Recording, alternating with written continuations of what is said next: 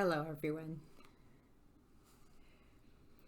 This week, we begin the last module of the course.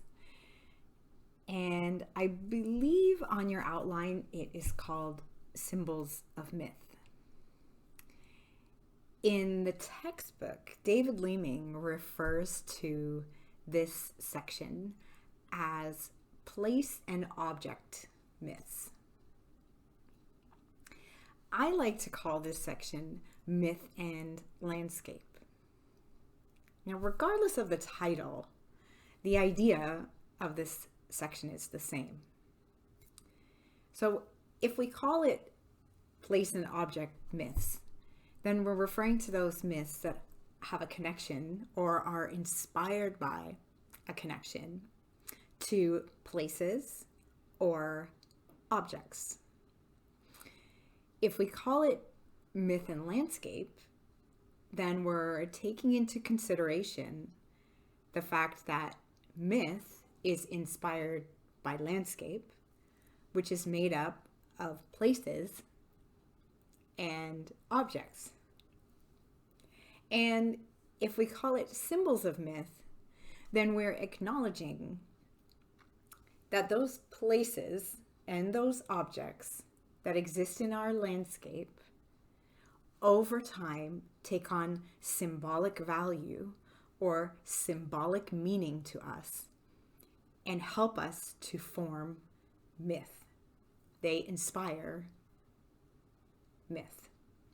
And so this is the nature of this section.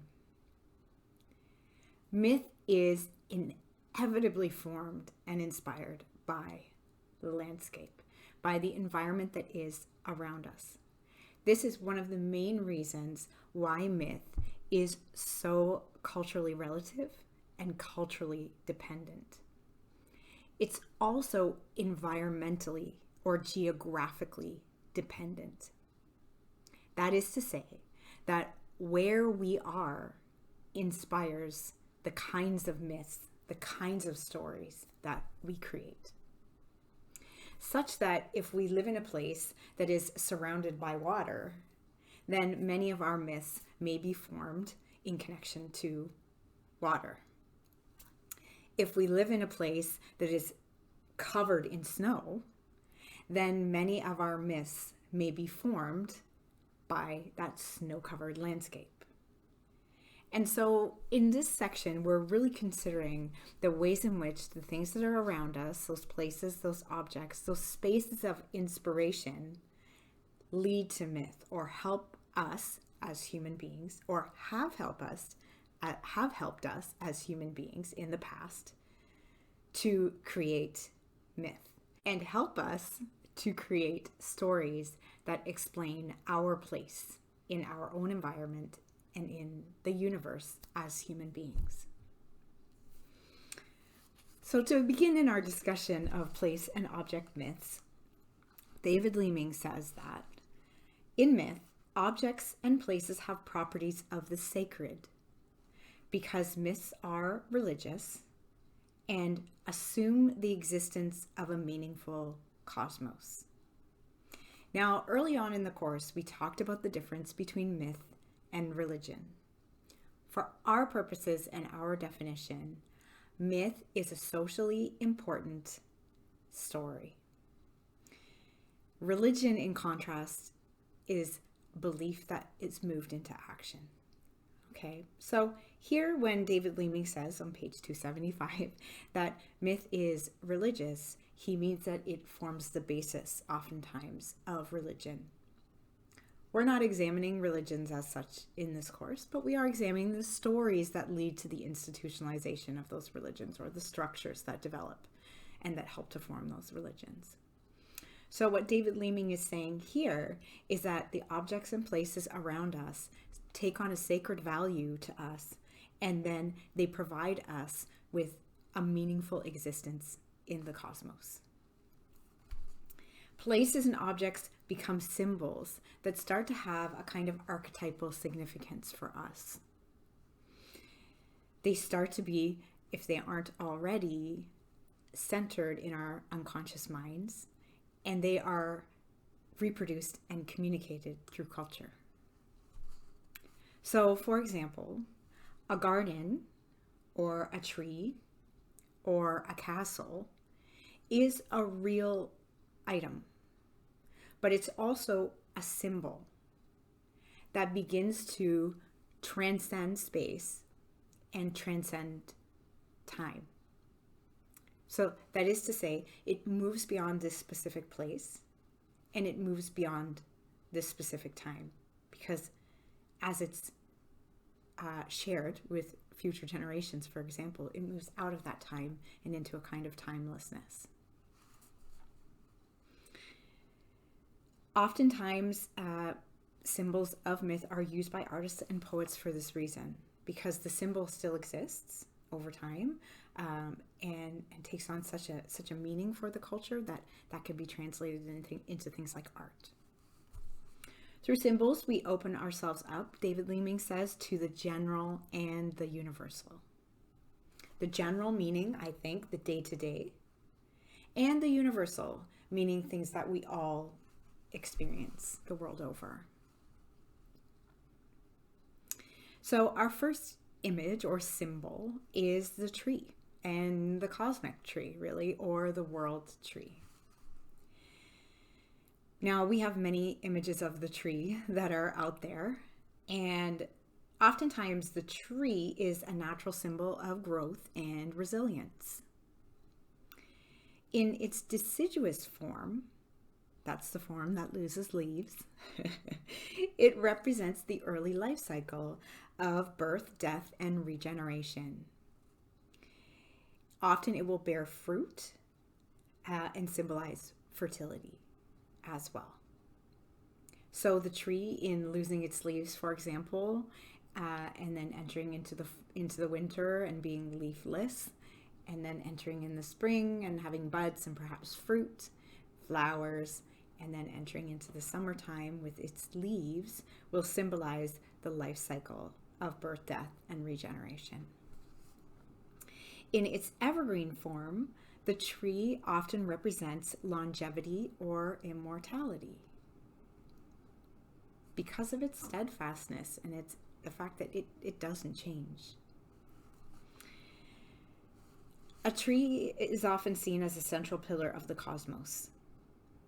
It unites the realms of the natural with the supernatural, so oftentimes it can be a connector between those two worlds, and also the temporal and the eternal. So time and the idea of timelessness can be connected through the tree.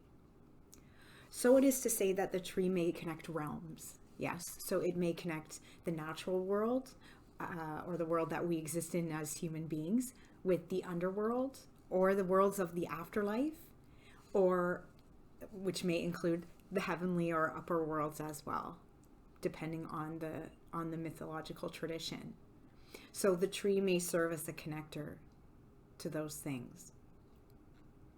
Overall, I would argue that the tree serves as a connector to anything that has to do with time and space. So if we're talking about different worlds, the tree may connect them. If we're talking about the bridge between mortality and immortality, the tree may connect those. If we're talking about the bridge between time and timelessness, the tree will connect those things. Okay? Sometimes it may be rooted in the underworld, as I've just said, which is usually the place of the dead. And it may pass through earth, and then be in, the home of the living, and it may climb all the way to the heavens, the realm of immortal beings. Therefore, it's often a metaphor for all creation, or a microcosm of the universe. So the whole universe may be represented by that tree. As I mentioned, sometimes it serves as a bridge for travelers to pass from one realm to another. And it may grow in various places if it's perceived of as real. Yes. These may be real places, and oftentimes they are what shall I say, revered as real places or represented as real places on the earth, or they may be imagined. For example, it may be paradise, a place of paradise in which the tree grows, or it may be a sacred mountain that is real on this earth. Sometimes a sacred spring will bubble up from underneath the tree, and sometimes specific creatures like birds or squirrels or serpents may live in it or live around it. So it has company and it has life that comes from it. So example trees that we have the cross, of course, of Jesus's crucifixion, which is the cross is a symbol of the tree. We have Buddha, who is enlightened under the Bodhi tree. We also have Osiris, who is found in a tree by Isis. And then we also have Adonis, who was born out of a tree. We also have Odin, who was hung from a tree. So there is a lot of tree imagery in mythology. So examples that we have, other examples that we may have of trees, and certainly examples that we have in the textbook by David Leeming. The first is India, the cosmic tree. The cosmic tree is called Asvata and represents Brahman, the cosmos in full view. Full bloom. Forgive me. If we remember back to the Trimurti and Indian creation stories, we may remember that Brahman is a representation of the ultimate reality and the ultimate energy, spaceless, timeless, expansive energy. Yes? And so the tree in the Indian tradition, in Indian philosophy, it represents Brahman, this timelessness, spaciousness, endless energy, this ultimate reality. In this tradition, the tree is inverted, so it's upside down, with its roots in the sky going up and its branches spread over the earth. So there's almost a protective feeling here. It represents the clearest possible representation of Brahman, that ultimate reality, that oneness from which all Indian philosophy expands, right? Or is derived. And creation is seen as a descending movement because the branches are stretching down and over and the roots are up. Sometimes it's described as a tree with its branches as the elements of ether, air, fire, water, and earth. In this tradition, the tree expresses the universe and human beings' condition in it. To cut the tree from its roots is to withdraw human beings from the cosmos. But it is only in this withdrawal or detachment that humans can transcend themselves and become free.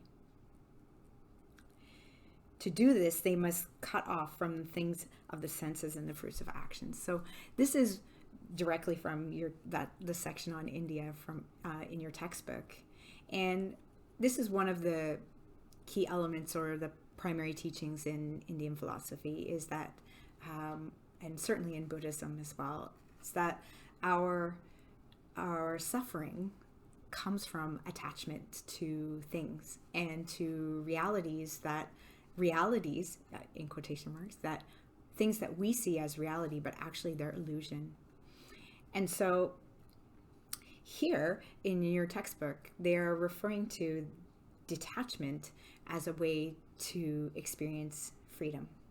So if we are detached from outcomes, events, objects, thoughts, then we will experience a kind of freedom. And the tree is a symbol of that, right? In order to detach, we have to cut ourselves off from things of the senses, and the fruits of our actions. So no attachment to outcomes, no expectations, and meditation and withdrawal from the senses is the idea here. And all of this is kind of embodied or represented in the tree. These messages are repeated again and again and again in the teachings from this tradition. All right. So we also have from China, Fusang, which means leaning mulberry. It is a world tree where the 10 suns stay, bathe, and rise. Your textbook says it grew in the water of the Tang Valley, 100 miles high, with leaves like the mustard plant. The 10 suns, which are in the tree, are carried by crows and stayed on the tree, 9 at the bottom and 1 that rises. Sometimes the tree is also located in a mythical place near the blue sea. And the tree is often seen as being thousands of miles in circumference, with a palace for an immortal built in it. The trees, and mulberry trees tend to do this, they grow in pairs. And so sometimes they share the same root and their trunks lean towards each other. It's said that when immortals ate the fruit, they would turn a golden color and they were able to fly and to float in the air. Now, what's interesting here is I looked up the leaning mulberry tree online. I Googled it. And the tree does indeed lean. And there are a lot of websites and sort of informational pieces on the internet about how to get your leaning mulberry tree not to lean. So I find this interesting because I think, mulberry trees, if they grow in pairs, this is a very sort of romantic image as well. They grow in pairs and they lean towards each other. I think this is a beautiful image. But isn't it interesting that humans seem so determined to make sure that the mulberry trees don't lean? A little bit sad, I think, if they're naturally meant to do that, right? And if they're leaning towards each other. Right. Moving on. Iceland, we have the Norse tree Yggdrasil, which means horse of Ygg. And Ygg refers to Odin. This is the most well-known of our cosmic trees or world trees, and there are endless definitions and descriptions of this tree. It's also known as the tree of wisdom or knowledge and the tree of life. It is a huge ash tree, and between the tips, it is said, from David Leeming here on page 294, between the tips of its branches and the end of its roots, it comprises the entire cosmos. At the end of Ragnarok, this tree still stands. Hiding in its branches are Lif, or life, and Liftrizir, desiring life. Right? The man and woman that are the parents of the next cycle of civilization, and new primal parents in the new world. This is also the tree that Odin is hung from to gather the sacred knowledge from the runes. I lost that one. Runes that he seeks. Yes, and then of course he takes that sacred knowledge back to the community, and so on. As I say, there are endless definitions and descriptions of this tree, so I won't belabor the topic. Yes. All right, moving on. So we've discussed the cosmic tree. The next place that we come to is the world of the afterlife. And this may consist of an upper world, an underworld, a distant world, a a world of paradise, a special garden. It absolutely depends on the culture. The world of the afterlife exists because we find it very difficult to imagine ourselves completely gone after death. As we saw in the section on the apocalypse, human beings are very preoccupied with death and what happens afterward. We're also preoccupied with the end of the world. We're basically preoccupied with the end of anything. So the world of the afterlife exists because we can't really imagine ourselves completely losing consciousness at death. We think there has to be something else. Yes? So we still imagine ourselves as conscious beings, oftentimes, but existing somewhere else in a different place. In many cases, the underworld or the land of the dead is not pleasant. Homer's Odyssey is one of the first literary examples of this. It is a place of darkness, sadness, and despair. It's not really a place of punishment in the Greek tradition. It's just dark and dank and nasty, unpleasant. When it comes to the world of the afterlife, religious traditions that stress the struggle between good and evil usually divide the afterworld into suffering and bliss. So there will be likely two places to go. Christian and Muslim examples religions are good examples of this. So there is a heaven and there is a hell. And religions that tend to emphasize judgment and emphasize good versus evil tend to have these two worlds. Religions or spiritual traditions that are more metaphysical in nature, so that perhaps are more connected to enlightenment and spiritual enlightenment, like Buddhism and the Hindu tradition, for example, they tend to stress, Leeming says, the illusory nature of life. The afterlife may be a distinctly non-physical realm, he says, even a place where self loses its individual identity in a larger self. So in these spiritual traditions, then, the afterlife may not be seen as a specific place, a place that has a location. Instead, it's perceived of as perhaps energy. So it's not that consciousness ceases to exist. It's just that it merges with a larger consciousness, for example. Yes, and then perhaps it's kind of mixed up and then it's regenerated. In the case of the Hindu tradition, there is also the belief in reincarnation. So in that case, when we die and we shift from this body, we may merge with a larger consciousness, Brahman perhaps, and then become reconfigured into another life and another body, yes, in this cycle known as samsara.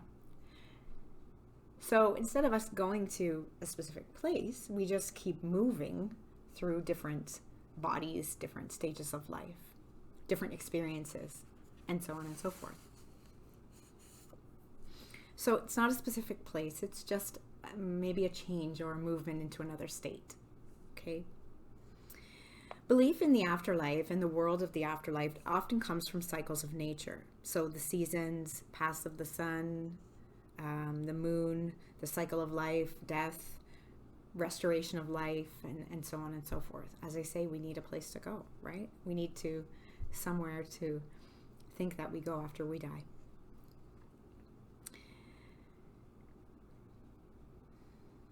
Also, we are conscious of the process of life and death as human beings, and without consciousness, we cease to exist. So we can't imagine ourselves not existing anymore, even after we die. So we conceive of places for ourselves to go.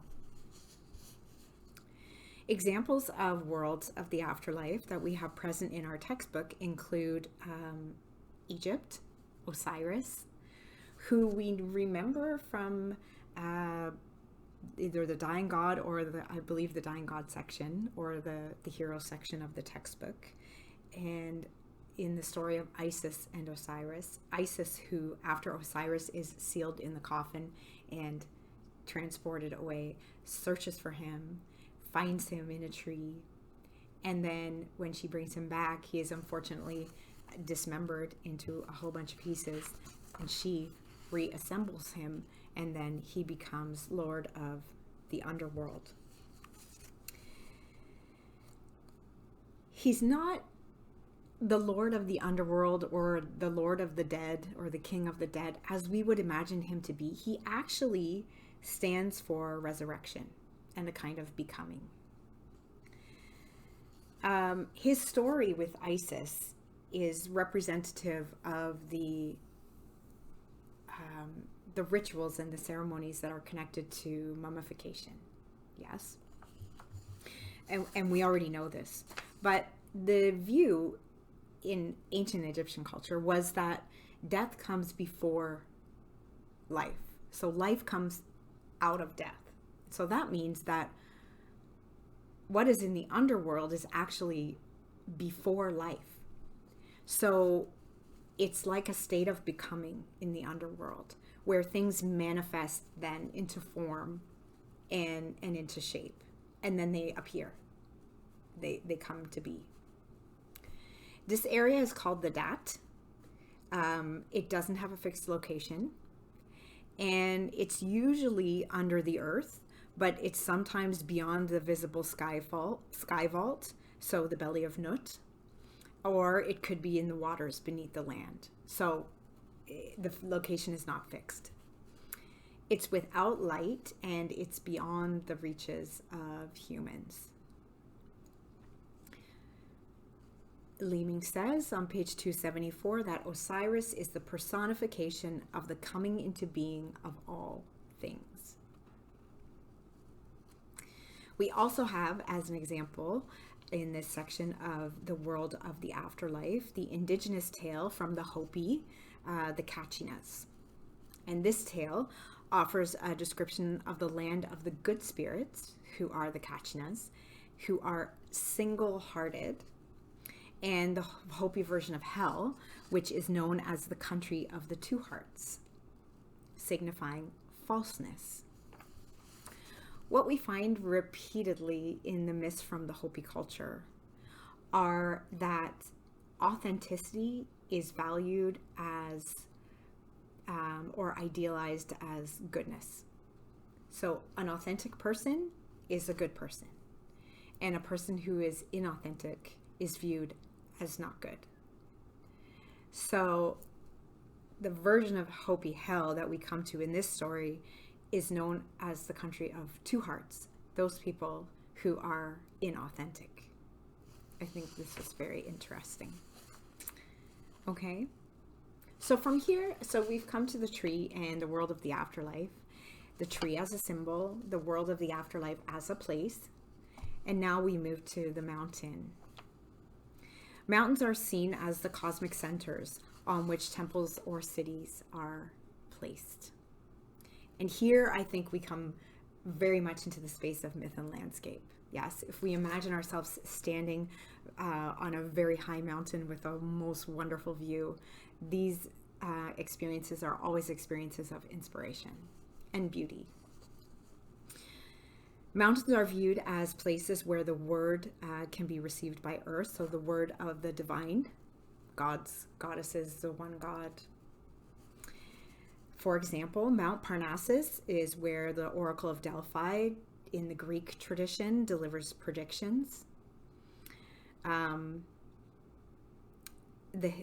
hill in Athens, the Acropolis, or the space where the Parthenon is located, is very important in Athens, and there's a temple there to Athena. There is the mountain, Mount Sinai, on which Moses receives the Ten Commandments. There is in India the Golden Mountain, Mount Meru, which is the place where Shiva sits, and from which the sacred rivers such as the Ganges flow. Mount Meru is often represented as an upside down mountain as well. So the top of the mountain is the wide part and the base is the smaller part. Moving from the mountain, we have the city. And examples that were given of cities are Troy, Thebes in the Greek tradition again, Jerusalem, and also Uruk, which we find in the Epic of Gilgamesh. Gilgamesh having been king of Uruk for some time. The ziggurat, I believe, that is known as Uruk is currently located in Iraq. The city is viewed as humanity's stand against chaos. So in contrast to symbols or places like mountains, the city is made by humans. Yes, the city is a place of safety. It's a place that often is surrounded by walls and protects the people in that community from others. Yes. It also oftentimes takes advantage of natural aspects of the landscape. So it may be up high or it may be on a plain with a lot of visibility. And so the city is sometimes viewed as this sacred place, one for its protective qualities, but also because of the sheer effort that it takes to construct it. Cities are viewed as feminine in nature, and they are a representation of nourishment, of protection. Gateways, for example, of cities have to be protected by invaders. And the city is often seen as our mother, whose fall, and often cities will fall in myth, yes, whose fall or corruption is a great tragedy. So in your textbook, as I mentioned, we have the example of Troy from the Greek and Roman tradition, well known, of course, from the epic poem, the Iliad of Homer, and the stories from Greek mythology of the Trojan War with Achilles and Agamemnon and Hector at their center. Now, the archaeological ruins that are theorized to be the ancient city of Troy are located in Turkey, and they are often referred to by the Turkish name of Hisarlik. We also have the city of Jerusalem, which is a holy city to Christians, Muslims, and Jews. Sometimes it's also referred to metaphorically as the heavenly Jerusalem or the new Jerusalem, and it describes, or is metaphorically describes, the kingdom of God, that particular city. We also have from the Greek tradition the city of Delphi, as I mentioned before, the city that was viewed by the ancient Greeks as the absolute center of the world. It was also the place where the oracle of Apollo was said to sit at Delphi, and where she was said to have been affected by a vapor that arose from a cleft in the earth or a cavern in the earth that gave her the gift of prophecy. And she was called the Pythia. And many Greeks would go there to hear prophecy about their future. Oftentimes the prophecies were not that clear, and they were open to interpretation by those who went to seek them. And this, I think, was part of their attraction. We also have the garden, the grove, and the cave. These spaces, gardens, groves, and caves, are very closely connected to Mother Earth. So, for example, a cave may be viewed as a cavern within, or a safe space within Mother Earth. There are often places of birth. So Jesus the Buddha, sometimes Dionysus from the Greek tradition, or also Zeus was hidden in the Dictaean cave by his mother so that he could be born. Caves are also places of withdrawal for meditation, which can lead to a kind of second birth or a kind of discovery. In your book, we have Muhammad and Muhammad's cave, and where the Prophet Muhammad goes to receive the word of Allah as well.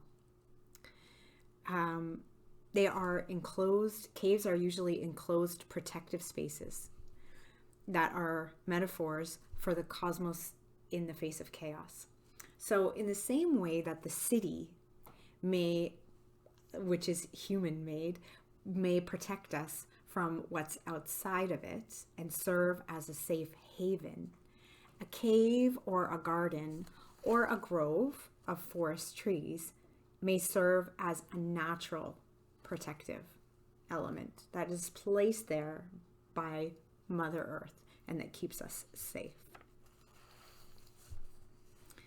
Last but not least, we have the labyrinth, which appears in myths of many cultures, most prominently in the story of Theseus and the Minotaur, which was a story from Crete, an island just off of the Greek mainland, or the Greek peninsula, shall I say. Sometimes the ancient city of Knossos on Crete is theorized as the labyrinth from this myth, the myth of Theseus and the Minotaur. And if you're familiar at all with that myth, then you will know that Theseus traveled from Athens onto the island of Crete to kill the Minotaur, who was housed in a labyrinth there. The palace of Knossos, not sure of my pronunciation there, I'll be honest, is sometimes viewed as the real physical material version of that labyrinth. The archaeological ruins that are present on Crete are said to be labyrinthine in nature, and it is said that the ancient city was labyrinthine in nature, that it was very easy to get lost in the city, that it had lots of twists and turns, and so on. So it is possible that the city itself was the labyrinth. What's interesting particularly about Theseus and the story of the Minotaur is that obviously it explains a conflict between Athens and Crete. And Crete was the home of the Minoan culture. And the Minoan culture was extremely unique. They developed their own writing system, completely separate from Greek. They had a different economical structure, which was a distributive structure. So what this means is that all of the goods on the island were collected, and then they were into one place, and then they were equally distributed amongst the people so that everyone had enough. It is said that at one point in history, and I'm not a historian, but these are the few facts that I've come across. At one point in history, Athens was paying tribute to Crete, and so there was always a conflict there. When the Minoan culture disappeared, it is said that it was wiped out by humans. Of course, there have been theories that because it's an island, it was perhaps taken out by a tornado or a typhoon or something like that, some kind of natural disaster. But the evidence shows that it was actually humans that wiped that culture out. And I would suggest, and I'm sure historians would probably agree with me, that it was likely the Greeks who wiped out the Minoan culture. The myth of Theseus and the Minotaur, if we consider that the Minotaur is representative of Crete, Theseus wiping out the Minotaur or killing the Minotaur is symbolic or representative of Athens winning out over Crete. So I find that myth particularly interesting. From the psychological perspective, the labyrinth is viewed as a symbol or a metaphor, an analogy for our unconscious mind.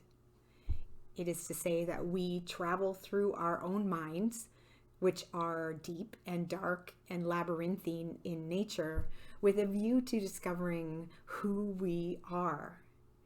And that the Minotaur, in its sort of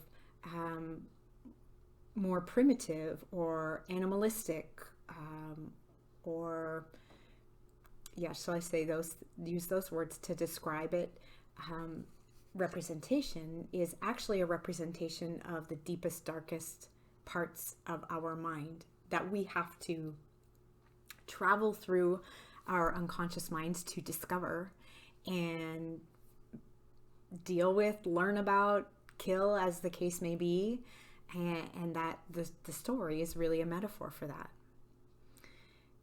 To escape the labyrinth, then, we have to find the monster within and defeat that monster, conquer it, and then we become reborn as such. So it's an interesting story. This complex maze is actually our unconscious mind. That's sort of the psychological interpretation of the myth as it has been understood. So we have many examples here of places and objects that fit with myth and landscape and become symbols. Yes. So we have the tree, the cosmic tree or the world tree. We have the world of the afterlife, however it might look, depending on the tradition. We had the labyrinth, last of all. We have the mountain, we have the city, and we have the garden, the grove, and the cave. Ultimately, what this section of myths shows us, or this collection of myths shows us, is that myth is highly symbolic. And how it develops over time is very much influenced by what we see around us. The places that we visit or that we occupy, and the objects that we hold meaningful or important are really central to the development of myth.